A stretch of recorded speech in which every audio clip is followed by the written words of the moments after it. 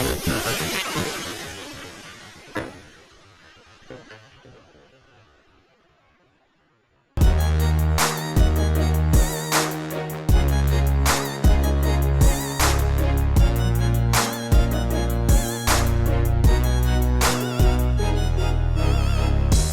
Louisiana, baby, that's what we out here for. What's going on, everybody? Bill Jr., Pure Cajun Outdoors. We back again. I know it's been a couple weeks since I posted. We've been having a lot of stuff going on, but we back today, man. We are gonna do some sighting in on a rifle. Hog season. I say hog season, listen. South Louisiana, we can hunt hogs year round, right? But I don't hunt hogs when it's 150 degrees out here in the summer. We getting some fall temperatures, man. We've been getting into the 60s, the upper 50s some of these mornings right here with these cool fronts. So to me, that's when the season starts. When it's bearable to hunt, harvest an animal, and he ain't gonna spoil before he hits the ground, right? So we're out here today to tune up the 458 Socom from Bear Creek Arsenal. That's what we're gonna be doing today. And we had a target set up. Now, I'm only doing a 30-yard zero on this right here, right? 458 Socom, it's a great round, it's a heavy round. I don't plan on shooting at anything over 100 yards, 125 yards. We set up right here. We're gonna be shooting some, I wanna say some 350 grain Hornadies. We're gonna put them down there.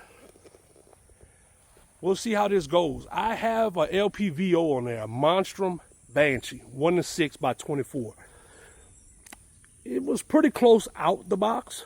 It's kind of gonna be fine tuning it, because I've shot at some jugs. Y'all might have seen a video just out the box, putting it on the rifle and shooting, and I was still getting on paper. So that was good, can't complain. I'll do a further breakdown on the scope a little bit more after this video here, but we'll get started with this. Let's see how many shots it's gonna take to get this thing grouping pretty decent, y'all. All right, y'all, this Monstrum Banshee has an illuminated reticle. You can go red or green with like 5 different power settings on each one for brightness. All right, we got our first round in. We're about to go 30-yard zero, Bear Creek Arsenal, 350 grain Hornadies. Let's see how we do. I don't have no lead sled. Putting it on the shoulder, aiming, shooting.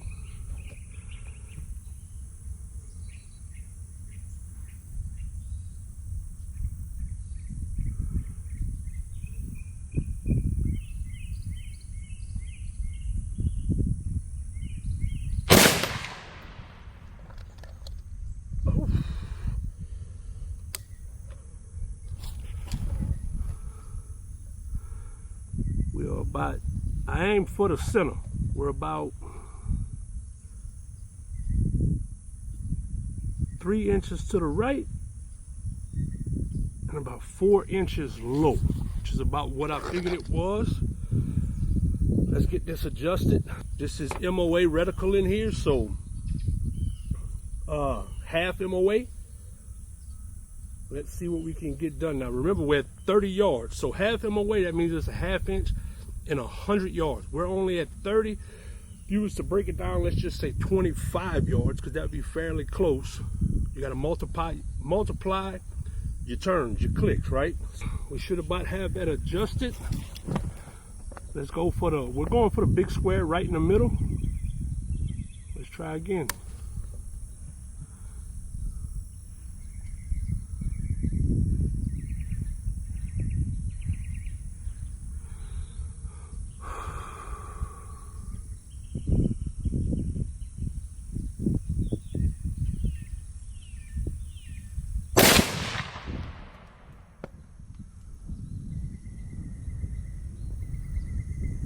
We came up pretty much dead center where we want it.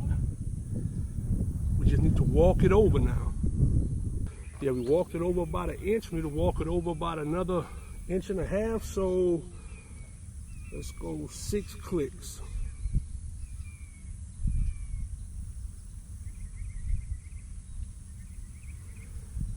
All right, let's see what we get now.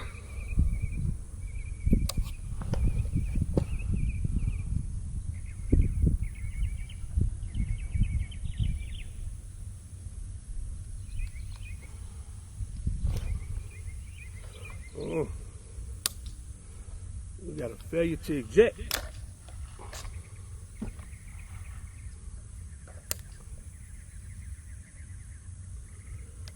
We have a failure to eject or a failure to feed?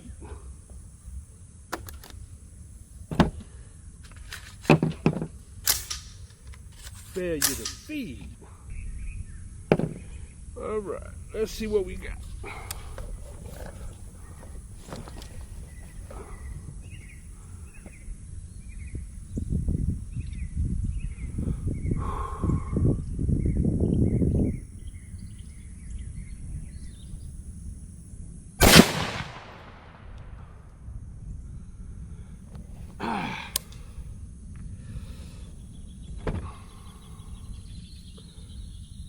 That thing got a little kick to it, y'all. That was right on my collarbone.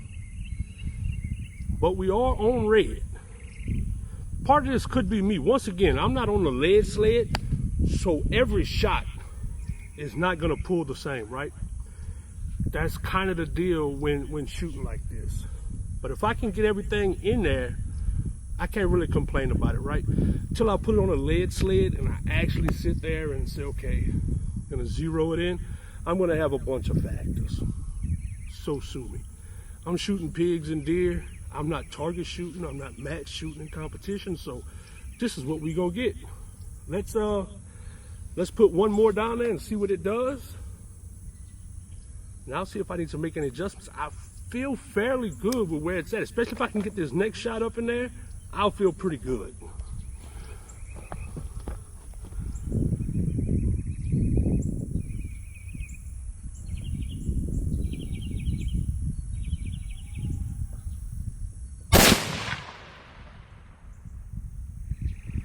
I feel pretty good about that.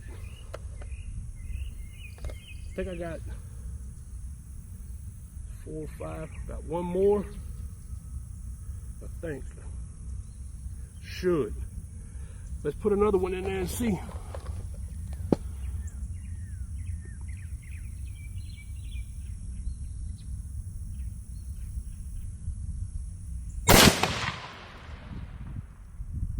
Cutting holes. You can't really ask for much more than that. We'll put this last one up in there just to see.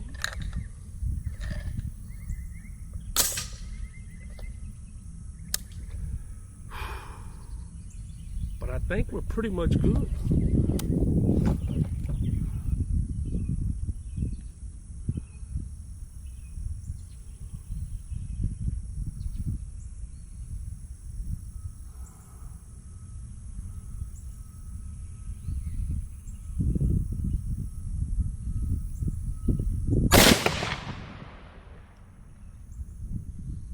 Cut paper again. These Monstrum Banshees, man, let me tell you something. I've been impressed with it. I know there's a lot of other people that'll sit there and tell you there's a lot better glass.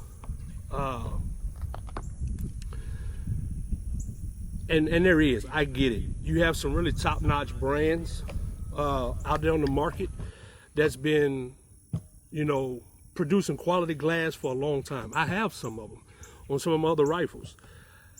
Decided to give these a try, and I'm not disappointed. I also, because of the quality of this glass right here, I also have another Monstrum that I purchased recently. It's going to be in an upcoming video. We also have a 300 Win Mag. We got quite a few rifles that we're going to be doing some things on. But I got a 300 Win Mag, and I got Monstrum Beast 6 through 24 by 50.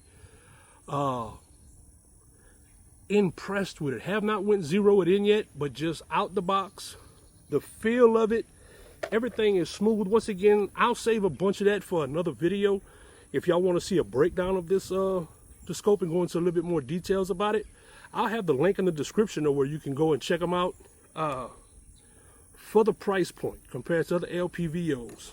And watching a ton of reviews on other brands being compared to it by people who do those type of reviews, I've been pretty doggone impressed, man. It's hard to beat. Now, how well will it hold up? I can't promise anything. I haven't had them for you know, a year or two. I haven't dropped them. I haven't done all of that and stress test them and see if they still hold zero after 5,000 rounds or none of that. But on a 458 Socom, it's got some thump to it. It's been holding pretty good. We're going to go get the camera and walk down there and see what this is. I have the other camera set up. I don't know how well it's going to show on camera down there, but we'll go take a look at it. But I think we're going to be all right. All right.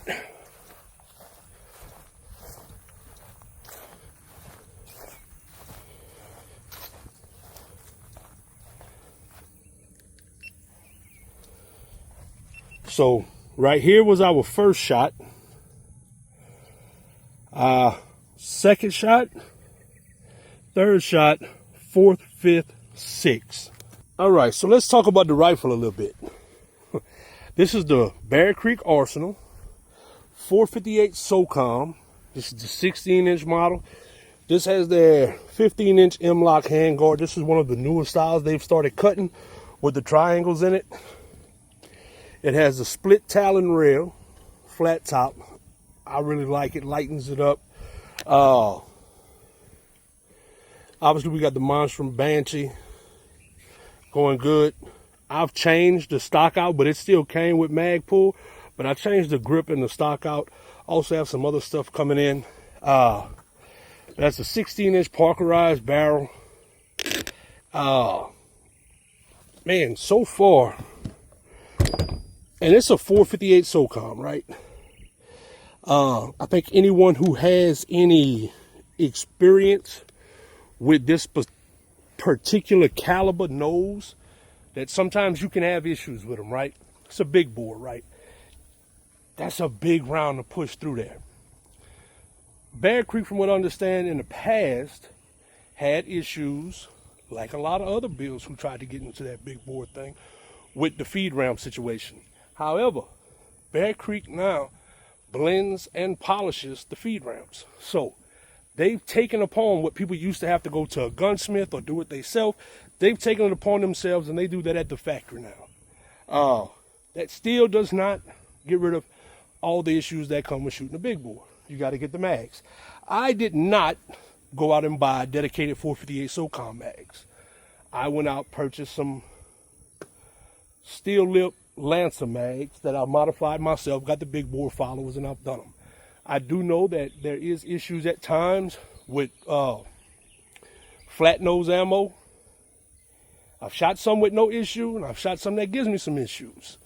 I have not, except for that one issue a while ago with that one round, and that was the only one that done it. And I think there was a nick in the cartridge from whenever I was modifying these mags, and I was going through test runs and just cycling them through and pulling it, where the mag was jamming it up because of the magazine, and it caused some gouges in some of the casings. That looked like that was one of those rounds, because as you can see, all other 5 did good. That was the only one that kept sticking till I just put it in there by itself. So that was the issue with that. But other than that, you want to talk about something that's got some thumping power, I suggest y'all go check them out. Now, full disclaimer, Bear Creek did send me this rifle, along with some other ones that we're reviewing. And I'm going to give my honest review on them. I know some people have said when they get their rifles, they found different things, whatever. I can't attest to that. I check over all my rifles anyway. Allen wrenches, torque tips, go over them. Everything appears to be secure. They come with a tag that tells you all of them before first use. Honestly, I haven't had any issues with it outside of the 458 Socom issue with just feeding, which is not uncommon, right? So, once again, all my ammo, magazines, and everything I get come from Midway. Y'all check it out, man. We got a bunch of this type of content coming up. Y'all have any questions, drop them in the comments below. You got a 458 Socom? How do you like it for hog hunting? That's mainly what this is going to be for. Hog hunting only. I don't do nighttime hunting like talking about. I'm not set up for it, for one, obviously. So that's the main reason. So I have it set up for that. We'll see how it works out. But Y'all got a 458 Socom, drop some comments below. Let me know how y'all like it, especially for hog hunting. What ammo are y'all shooting? For those that are using this, and y'all hog hunting specifically, what ammo are y'all shooting in it? What do y'all recommend? What do y'all like? What y'all think I should stay away from ammo-wise? Drop it in the comments. Link will be in the description. Go check them out. Pure Cajun Outdoors across all social media platforms. PureCajunOutdoors@gmail.com. Catch y'all on the next one.